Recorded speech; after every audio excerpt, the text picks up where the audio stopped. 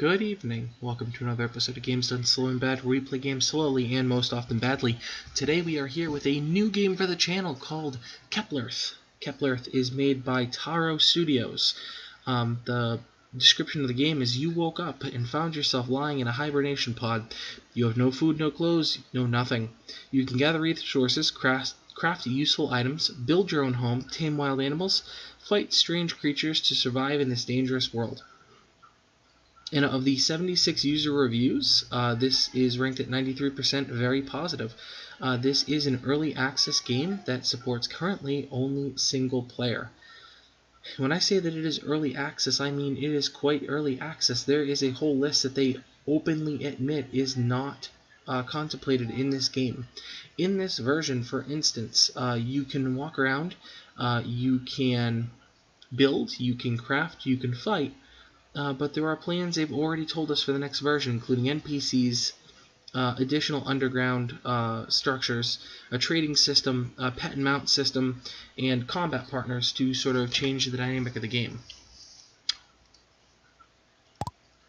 It has a settings menu, which is sort of nice. Again, some early access games don't give you this. And it allows you some level of customization. Game's done slow. I have gone through and I have played this game a little bit. We'll run through all the races and then we'll sort of choose. There's one that's incredibly obvious. As a human, you have increased gathering speed and eating speed. As a barbarian, which I guess is not a human, your attack increases by 2 points. As a half-elf, your walking speed and attack speed both increase by 6%. As a straight elf, you have walking speed. As a dark elf, you have attack speed. As an orc, your attack increases by 1 point and defense increases by 3. That's pretty good. Here we go. Here's the real winner. Mummy. This mummy has the ability to restore 1 HP every 2 seconds, basically meaning that you have an automated health pot. Boar Man has a defense of +5. And then we're back at human. Having played this a little bit, sort of just randomize this up. Yeah, green-haired emo mummy. Having played this up, this seems to be the best way to go. Our seed will be GDS. I'm not sure how much randomization takes place based on the seed. Hello, welcome to your new home. We have arrived at an eco-colony built by our company on a planet called Keplerth. Thank you. Just spent 203 years in suspended animation. System is wound up to examine your body. Please display them body. Alright, so it gives you a little bit of a tutorial here how to get out, A and D. WASD keys move you around, and let's see if I can't tune that down just a smidgen. There we go. That's why things like this are nice.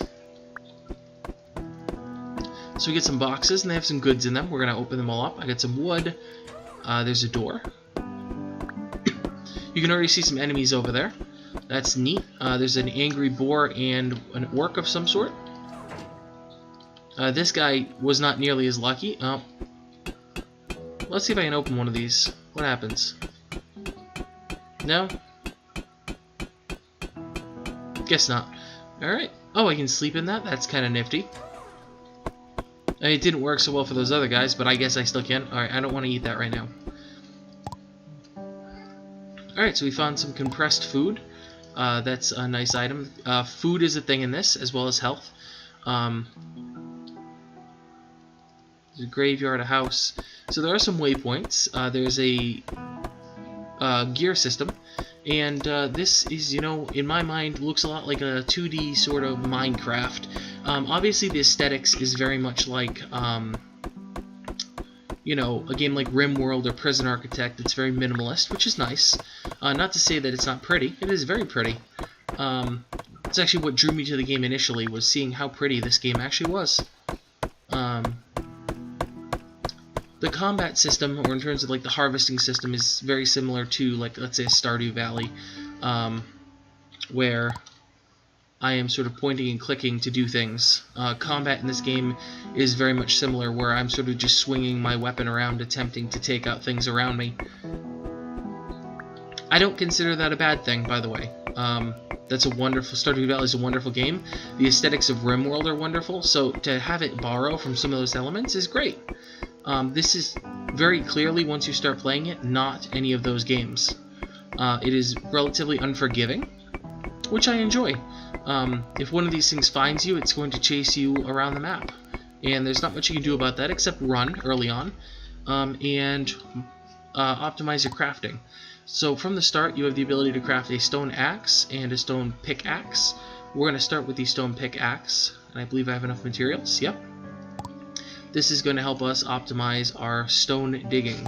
Items have durability. So that's cool, because obviously that adds an extra element of challenge to the game. When you don't have to recast tools, that's sort of unrealistic, because things break. So this is stone, this black material. There is also dirt right here, that's this brown material, and this is copper. This is the most valuable material I will find in the early game. The crafting system starts out with a workbench, which is made of wood. We'll start with a workbench, and I will show you why copper is tremendously important. We are going to build in here. Where do I want this? Right here? Can I have that? I has, please. There we go. Where do I want this? Maybe in this room right here. And what we'll do is we'll fill in some of the blanks here, and we'll make a door. So the crafting system is very simplistic, and I appreciate that. You drop your items in, and out pops the item that you're crafting. Easy peasy. Can I not do this? Oh, there we go. Okay. Alright, there we go. Now we have functioning doors, and we have a base. So, early on in the game, you need stone to build a furnace. Furnace allows you to craft metal bars. Metal bars allow you to craft an anvil and a stove, and eventually a firearm workbench. And there's also some items that are aesthetic in nature. Chest, floors, beds, tiki torches. But there's stuff that obviously has a farming flair, like the feeding trough. So we are going to drop this guy right here, and what we can do is drop our copper that we have so far in, and we are going to continue to mine. This game has gathering elements in it, and it does not show any fear in showing that. So we will be doing a little bit of bulk mining, but we need to keep an eye on our food gauge. We're down to 69% food already. We're going to take a quick stroll around to just sort of assess the situation and look for a little bit more copper. You can identify food plants because you can visibly see on them that there is food, which is nifty. What do we got right here? Anything good? A little bit. Let's grab that. So as you can see behind me, there's an enemy. He is going to aggro on me, likely in the near future, and I'm going to have to take him out. As a mummy, I have a pretty... There we go. So as you can see, combat is very Stardew Valley-esque, where I'm just sort of swinging my weapon at the guy.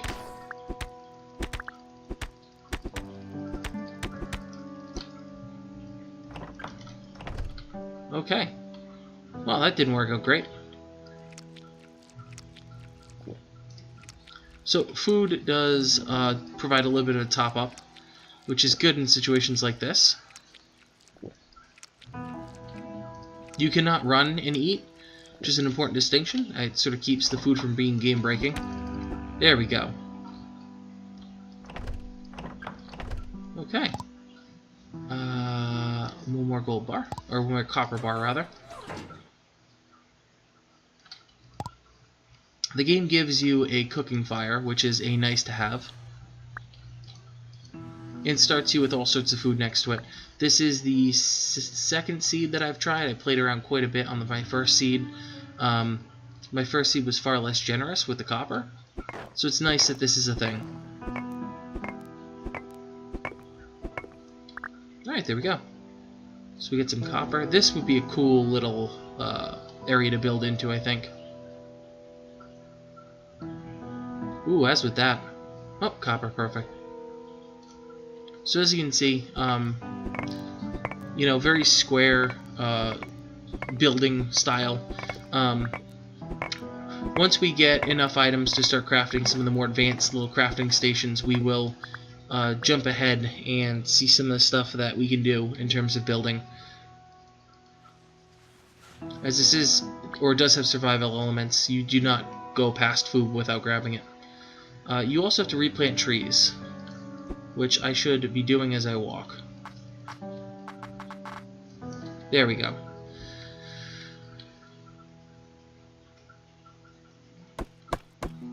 We are going to knock down all of these trees because we will need lumber to make our next item, which is an axe. Oh, there's another enemy right there, a little green slug thing.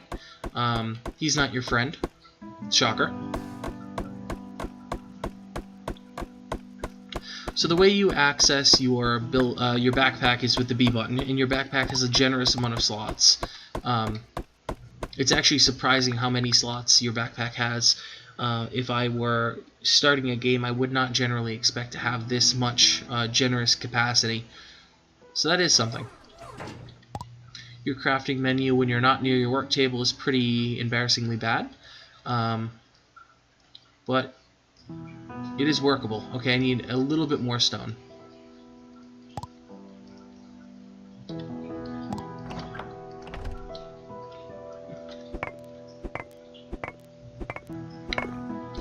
So, you might be saying, hey, what's so special about this game? Like, why should I even care? Well, one, it's pretty. The soundtrack is nice. And I think that goes a long way just to playing a game. Two, it is quite fun. Yeah, it is a little bit grindy, as most games of this ilk are. However, by the way, I just crafted wood armor out of wood. Surprise. It is a little bit grindy, and I will give you that, absolutely. But generally when you're playing like this type of, I guess, like survival sandboxy game, part of the fun is the difficulty that you actually experience in getting going and making yourself not get wrecked quickly. You don't want it that easy because, you know, then it'd be kind of boring. Alright, we got a anvil, and we get a stove. I'm going to need to figure out where I want to put the stove. I'm thinking this thing is going down. Let's see if I knock it out.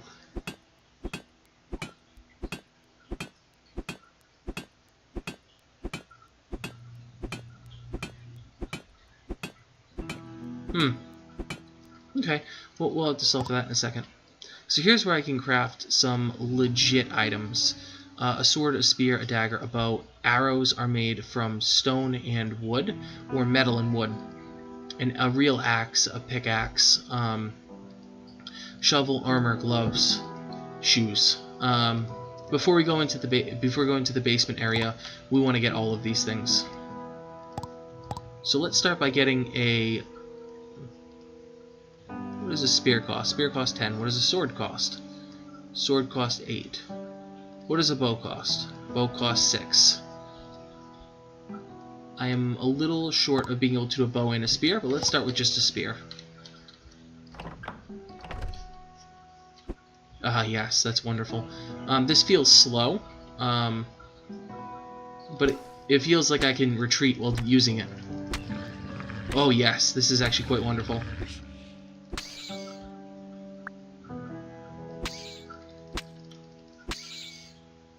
Oh, we are pretty legit now.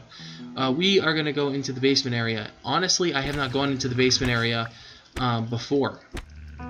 But once we get some more copper, we are going straight down with a little bit of armor.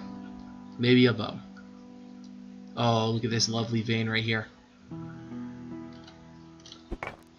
So, what can we do? What fun things can we do? Well, we can make a farm. A sort of subsistence farm, and we can do some sort of animal work. I have not done much with the animal work, but I am interested to see how it works. I'm going to imagine I have to use some of this hay grass right here to get animals to follow me. Let's see. Can I do anything with you?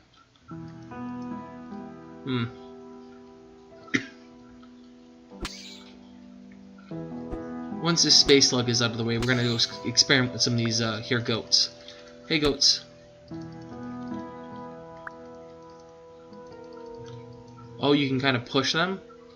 This must be it. This must be how you get them to go where you want. Okay, so you can forcefully coerce the goat to go where you want. Gosh, we are getting pretty close to dusk. And I don't necessarily know I want to be outside because this game gets quite dark. It will give us a chance to go craft some armor, perhaps some bows, arrows, etc.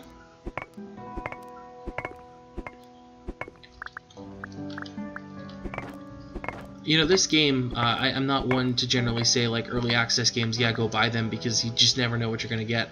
But I have a genuinely good feeling about this game. It feels fun just to play it as is right now, and clearly with some refinement, this game is going to be a gem.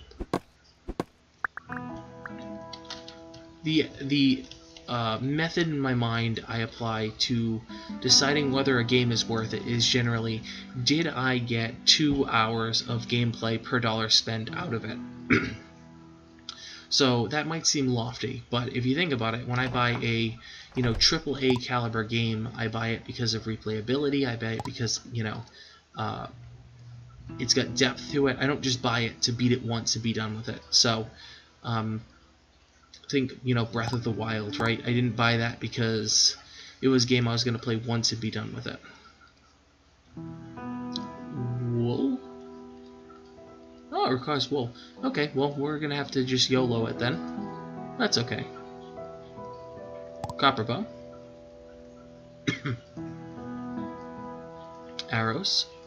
Wood and stone. Yep. Okay, and like any good adventurer, we're going to lock up some of our junk in the trunk. We have arrows, we have a bow. I'm going to put this meat in here. We got a fire up here we'll grab in a little bit. I got a little bit of food stuff on me. That's good enough. I can probably eat some stuff I find down there. Oh, I definitely want to get rid of that stove. Let's eat us some stuff. See how we are.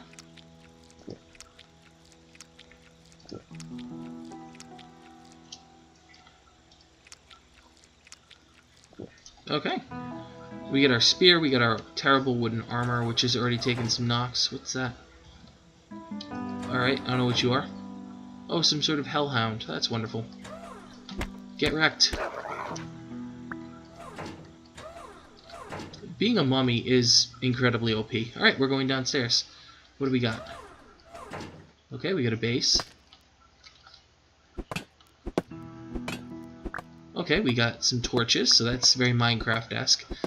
Some of this is already lit. Oh, we can find some food down here. There's an enemy. Cool. Come here.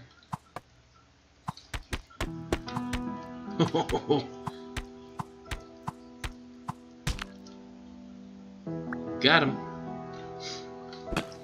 Alright, these mushrooms are great when cooked, so we're going to scoop them up. Let's look at this chest. What do we got? Some wood, some grass, and some torches. I like all of those things. Alright.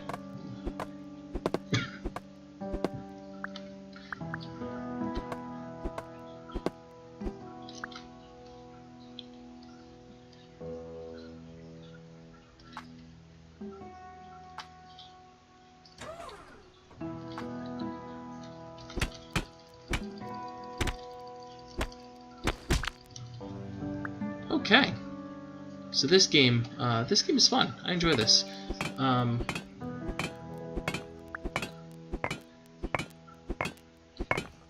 gonna crack in over here, and we're gonna try and take these guys down a little bit. Whoop, whoop, whoop, whoop, whoop, whoop, whoop. Oh, that looks horrifying. All right, let's see what this is.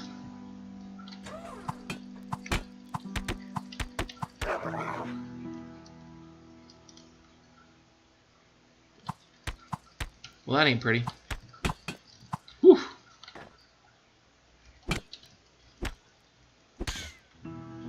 Was that just wool? That was wool. Oh, that's funny. Alright, so the horrifying hell beast of death do indeed drop wool. We're gonna light this place up, because I just have a feeling that light is a thing.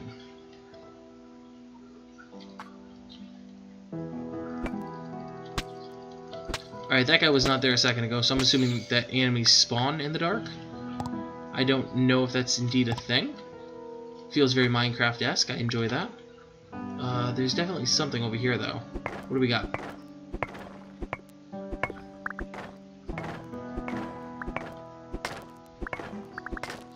Okay, what do we got here?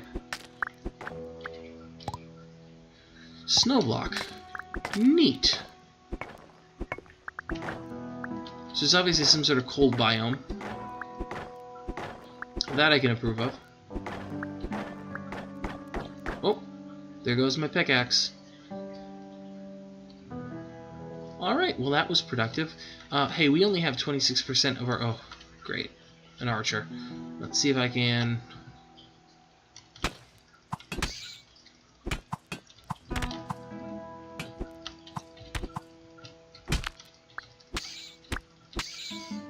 What did I get? I got a lightweight goblin bone bow. 1.4 versus my 1.2. Oh, cool. I got an item drop. So you can go full Star Trek and get caught in the door, so that is one thing to point out.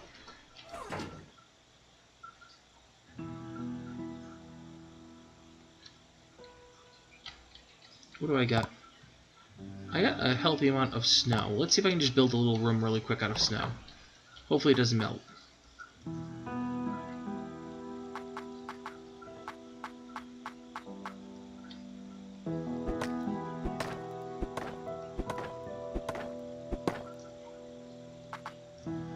Excellent. The reason I'm building this is a temporary adjunct to the base to be able to put this stove in. I have not done anything with the stove so far, and I'm really excited to do this. Boom! What do we got? Food, food, food equals finished food, and I need to add cooking mats.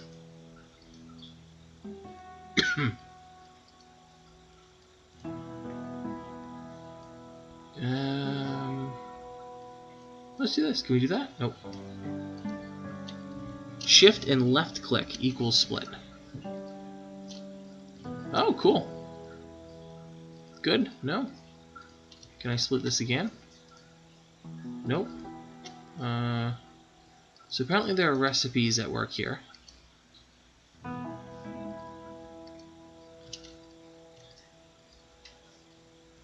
Ooh, that's something horrifying over there. Okay. Alright, so we got some meat, we got some disgusting organs. We're gonna do some experimentation.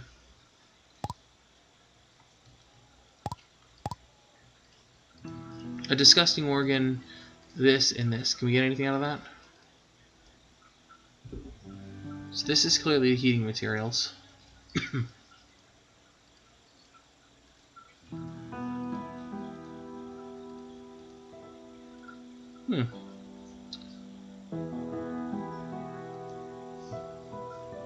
Oh, so apparently when you're hungry, you get a debuff. That's kind of neat.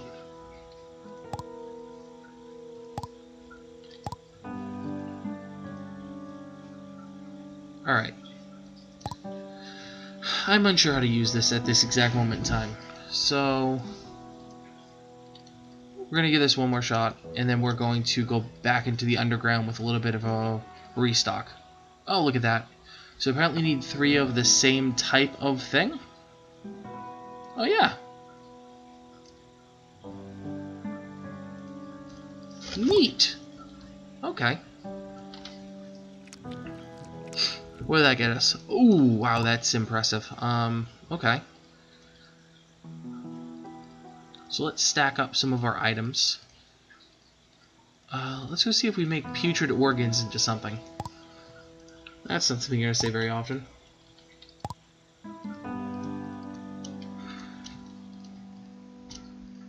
One, 2, 3, putrid organ. There we go. Oh, all meat, perfect. Alright. So, okay, it doesn't appear that they aggro through walls or anything, which is kind of nice. Put the wool in. We're going to take this with us. Actually, I do need some wood. I do need some wood because I need a new pickaxe. Alright. Well, I got this shiv.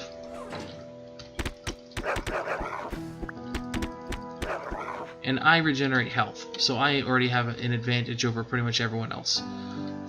Let's go knock down these trees. Alright, so my goal before the end of this episode is to head back into the underground and tap into some other area. So, that should be fun. I see some word bubbles down below. Well, hopefully those won't come and maul us.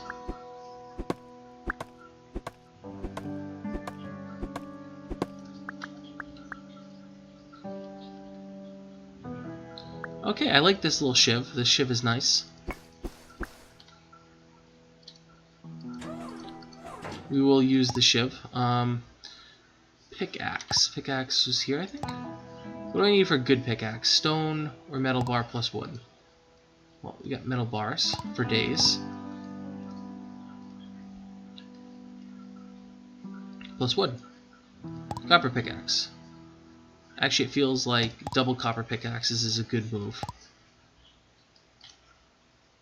Alright.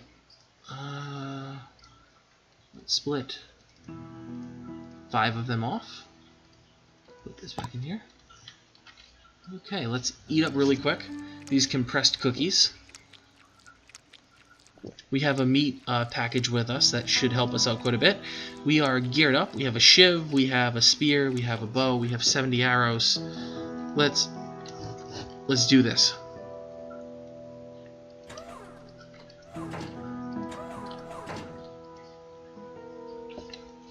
Alright, so the underground remains the same, which is positive. I was a little worried there.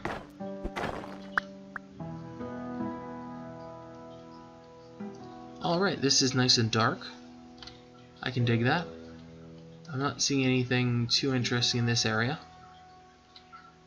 Some sort of snow monster right there.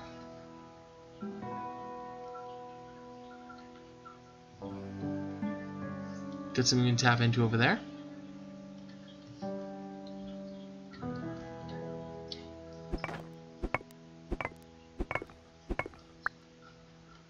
Can I make a torch? What do I need? Grass, coal, and wood. Okay, that's good to know.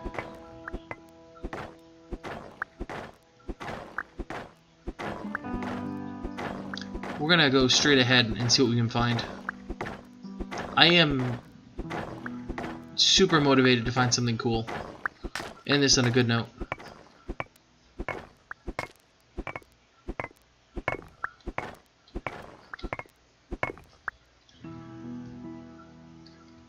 Alright, what do we got? We got a big area here. Ooh.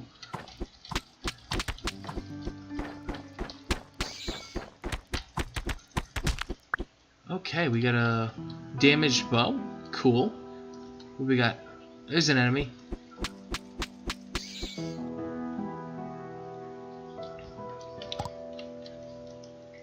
Alright, so this game has some fun sort of dungeon crawling aspects to it. So overall, if you are looking at this game on Steam, I would recommend it.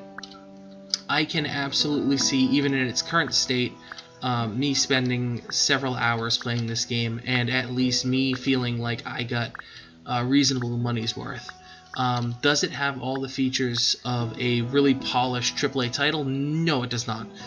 It is an early access game. Just remember that when you're buying it. I find that when I read reviews online, the early access thing, you know, I don't know if it confuses people or whatnot. You are not buying a completed game. You are buying a concept. You are buying something that in due time is going to be a great completed game.